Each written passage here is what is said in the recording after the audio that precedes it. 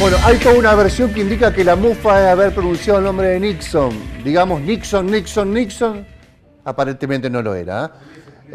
Tenía toda una gana de historizar sobre la historia del debate en la televisión, Nixon, Kennedy. Más allá, más acá cercano en la Argentina, Sadi con Caputo por el Tratado de Paz en el Beagle. Ocurrido hace 39 años ese debate, en noviembre de 1984, se los recomiendo, está entero en YouTube, yo lo encontré ahí entero y con muy buena calidad, muy interesante también para historizar de qué se tratan los debates en la Argentina. Aquel debate, además con un componente interesantísimo, la aplicación de un instituto que la democracia tiene y que usa poco, que es la consulta popular. Aquella oportunidad había que decidir por el sí o por el no, si se iba hacia la paz con Chile, aceptándole un grupo de islas que estaban en el oriente del canal de Beagle, o no. El peronismo decía que no, con Sadi a la cabeza, y el alfonsinismo fuerte en ese momento planteaba que sí. 81,5 fue el resultado por el sí de la consulta popular. Fíjense ustedes este dato y ya presentamos al entrevistado. 8 de cada 10 argentinos votó por ir hacia un proceso de paz que finalmente se termina dando. 8 de cada 10. Sin embargo, como la consulta popular no es vinculante, el Senado tenía que discutirlo. El Senado de aquel entonces con mayoría justicialista. Dio vueltas el Senado de acá para allá hasta que finalmente en marzo del 85 se vota. Se vota a favor del Tratado de Paz y se da fin a la controversia por el Beagle. Pero ¿saben por cuántos votos se aprobó esa propuesta? Por uno. Por uno. Fíjese usted la diferencia, 80% del pueblo, digamos, que votó, porque votó el 73% de la gente en aquel momento, votó a favor del sí. Y poquito menos del 20% por el no, y hubo abstenciones en blanco también, que sumaban el 100%. Pero sin embargo, en el Congreso, en la institución Congreso, solamente ahí arañando, en el minuto 90 se logró aprobar. Nada, interesante cómo puede impactar la televisión o un debate en televisión en la gente y cómo después termina en lo institucional dando una respuesta un poco más ajustada.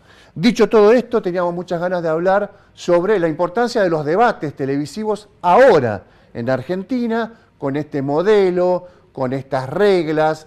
Se fue afinando la cantidad de personas que debaten a partir de los que estaban en las PASO, a partir de los que superaron el umbral electoral, a partir de los que llegaron a las generales, y bueno, finalmente este balotaje nos pone a 2 candidatos a debatir el próximo domingo para todo el país en un acuerdo que se llega de manera también institucional con la Secretaría Electoral Nacional.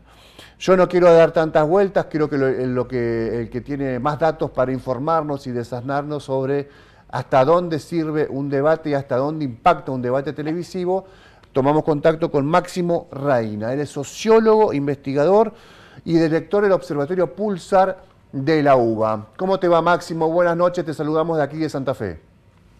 ¿Cómo estás? ¿Nos recibís bien? ¿Nos escuchás bien? Perfecto. Perfecto, muy bien. En principio, la pregunta así al hueso. ¿Para qué sirve el debate presidencial con estas características en televisión? Voy a hablar no de mí, sino de lo que dice el electorado, de lo que dice la sociedad, por lo menos lo que venimos investigando nosotros desde el 2019.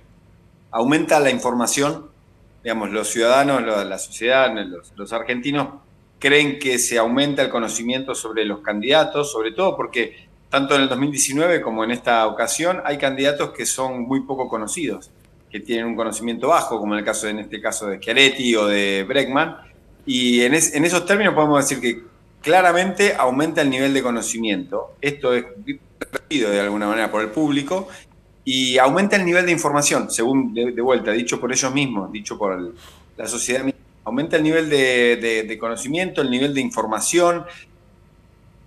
También el público dice que les da un ingrediente o les da un elemento que es importante para elegir, que es verlos interactuar entre ellos contestar, decir lo que dicen, ver hasta qué punto su naturalidad o su exceso de coacheo habla por sí, por ellos. Y bueno, en el fondo, simplemente esto, les aumenta la cantidad de información que tienen para tomar una decisión el día de la elección. Es capaz de generar en alguien que tenga un voto fortalecido, decidido, pensado, atávico, en poner en crisis ese pensamiento, o es más para aquel que está dudando, que alterna, a veces estoy un poquito más del lado A veces me gusta más el lado B? ¿Está más cerca este tipo de debates de torcer esa voluntad de este segundo actor que está viendo el debate? Y gran parte del público llega con una decisión bastante tomada, por lo menos eso fue lo que observamos nosotros. Sin embargo, sí encontrás porcentajes altos de tomas de decisión en función del debate. Nosotros, por ejemplo, en este caso, lo que venimos haciendo desde el 2019 es hacer una encuesta. Nosotros convocamos 110 personas a visualizar el debate con nosotros. Mientras tanto, ellos visualizan, tienen una aplicación en la cual evalúan cada una de las frases o van evaluando segundo a segundo el debate y las frases, las cosas que se van diciendo, las propuestas, etcétera. De esa manera, nosotros tenemos ya de alguna forma 120 minutos de evaluación al instante de los dichos de cada uno de sus candidatos y las evaluaciones de los distintos tipos de electores. A la vez a ese público nosotros le hacemos una encuesta previa, le hacemos una encuesta inmediatamente posterior y otra encuesta a los 5 días, como para tratar de entender si cambiaron la intención de voto, si cambiaron la imagen y lo que opinan sobre los distintos candidatos. Y nos encontramos que sí que hay aproximadamente entre esta muestra experimental un 8-10% de personas que están cambiando su voto en función de un debate, por lo menos esto pasó en 2019, y me parece que sobre todo en una elección como esta, de cara al balotaje que tenemos este domingo, ni que decir, obviamente 8 puntos cambian la elección completamente, ¿no? Ya 2 o 3 puntos son fundamentales en debates como esto, así que imagínate si sirven. En números redondos, según los estudios propios, que por lo que decís tiene una ventana temporal 2019 hasta hoy. Digamos, en números redondos te decía, hay un 30% que uno supone que fue a votar bastante convencido por Milei y hay un 30% en números redondos que fue bastante convencido a votar por Massa. Ahora, ¿cómo interpreta el resto del electorado que no optó por Massa o por Milei que debe razonar su voto? ¿A partir de un anti o a partir de un pro? Digo, ¿me une más Massa por el espanto a Milei o me une más Milei por el espanto a Massa, que sería una conducta anti? ¿O hay algo propositivo también en ese universo de personas que anteriormente no habían resuelto optar por uno o por otro? Esto no lo podemos saber por la investigación nuestra, sin embargo yo sí me animo a decirte que hay un poco de todo, ¿no? Hay clivajes que se unen por el anti, hay clivajes que se unen en función de las propuestas, hay clivajes que básicamente lo que tienen que ver es entornos familiares, entornos de amigos que te hacen tomar la decisión por 2 candidatos que quizás no convencen, y esto ya es más con información personal que también trabajamos en la consultora. En este caso, por ejemplo, el voto ya sea de Milei, por ejemplo, ha podido ligar bastante bien con los votantes de Juntos por el Cambio, dije Milei con Juntos por el Cambio. Eso encontramos que ha habido una especie de ligazón bastante fuerte. No me voy a animar a decir números porque honestamente no es mi intención, pero la realidad es que estás hablando de una compatibilidad bastante alta entre esos dos votantes. Ahora, después la pregunta es, ¿van a ir a votar la misma cantidad de personas? ¿Van a ir más personas de las que fueron la última vez? Recordemos que estamos hablando de un 76-77% y puede llegar al 81-82%, como ha pasado en anteriores ocasiones, o puede caer al 70%. Digo, eso no lo sabemos, y ahí está un poco la ansiedad, creo, de todos nosotros de saber qué es lo que va a pasar el domingo. Pero hay un poco de todo, y yo creo que más que nunca estos últimos 10 días van a ser importantísimos, y la cantidad de noticias que vayan saliendo y los elementos que vayan surgiendo día a día van a hacer tomar la decisión a los últimos hasta en el cuarto oscuro.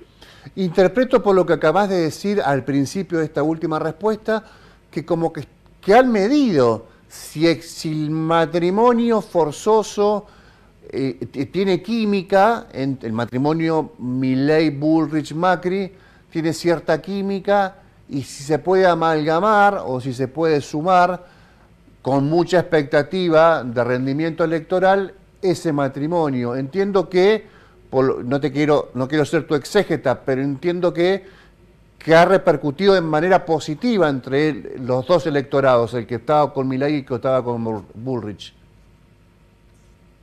Hay un objetivo común, diría. Hay un objetivo común que es claramente ir a votar contra otra cosa. En ese objetivo común se han unido bastante bien. Eso sí te lo puedo, por lo menos, al menos lo que estuvimos viendo nosotros, eso sí se ve bastante claro. Como te digo, no te puedo decir si es el 100%, el 80%, el 60%, porque eso ya vendría a ser un estudio cuantitativo que en este caso no tenemos. Pero en base a las entrevistas en profundidad, a los estudios que nosotros hemos manejado, hay bastante ligazón. Ojo, del otro lado también, para no hablar solamente de uno, del otro lado también se encuentra una ligazón en torno a vamos contra lo que viene. Tenemos miedo, Milei es un peligro, de alguna manera también hay ahí elementos que permiten a gran parte del público unirse alrededor de la figura, en este caso de Sergio Massa, y no tanto por ganas de votarlo particularmente como candidato o al espacio, sino por temor. O sea que podríamos decir básicamente que es un voto anti, digo, no estoy diciendo nada nuevo, es un poco lo que todos dicen en relación al balotaje, pero en este caso creo que lo encontramos en puntos muy, muy altos, porque si nos ponemos a pensar, tanto el 30% de Milei como el 36% de Massa sacado en las generales, no me animaría a decir que gran parte de ese voto no es un voto fanatizado y completamente convencido de su candidato, sino que es más un voto hartazgo y es un voto más de espacio que vinculado a una relación directa con el candidato o con el partido. Vos que sos un estudioso del tema y tu equipo, estaba referenciando yo al principio aquel gran debate de los principios de los 60, 4 debates en total, Kennedy-Nixon.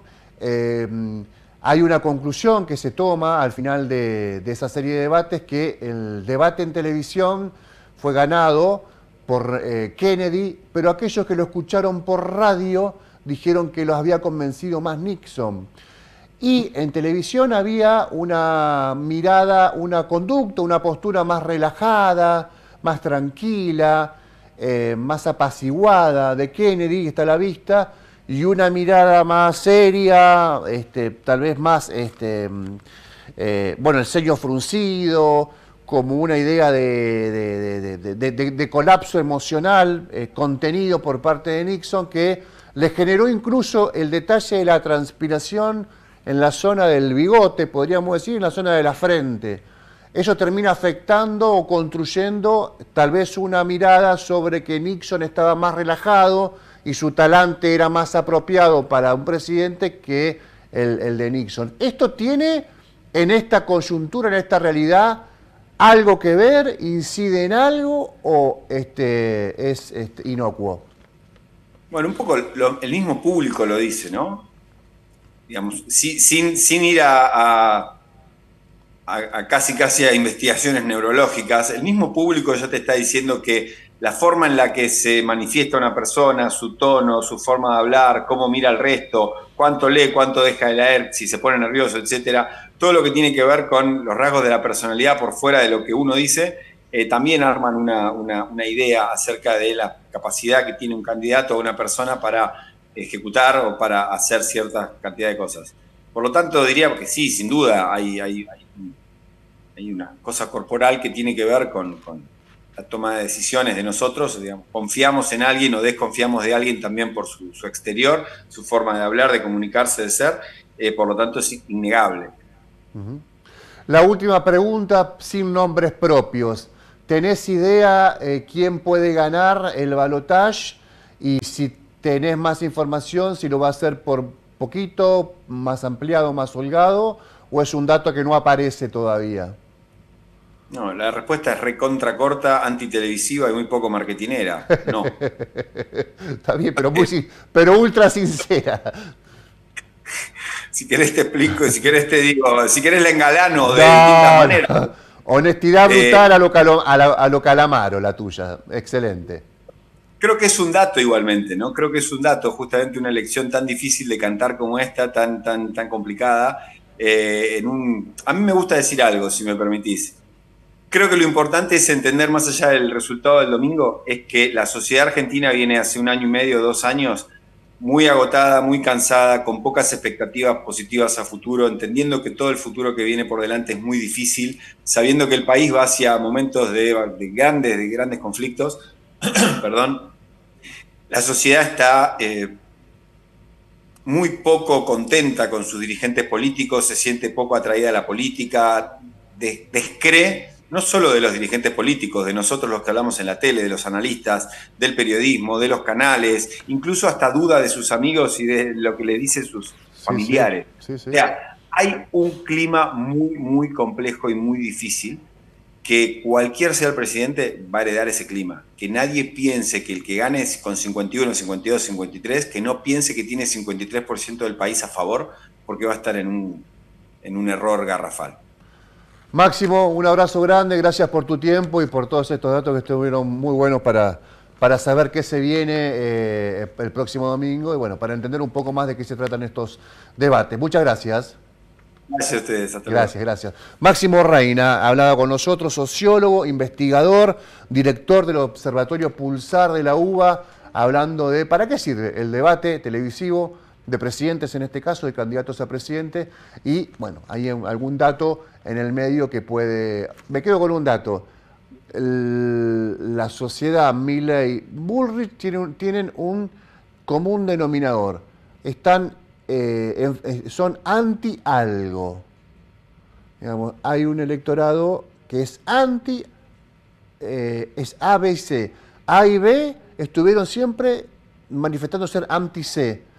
Y esta relación que parecía imposible porque se dijeron de todo, tiene un común denominador, que están en contra de C, para prestar atención. Vamos a la pausa, hablamos en el próximo bloque, el aniversario de Santa Fe, los 450 años, la presentación de Lucho Lazzarini, quien se va a quedar con todo esto en algún momento. Pausa, ya volvemos.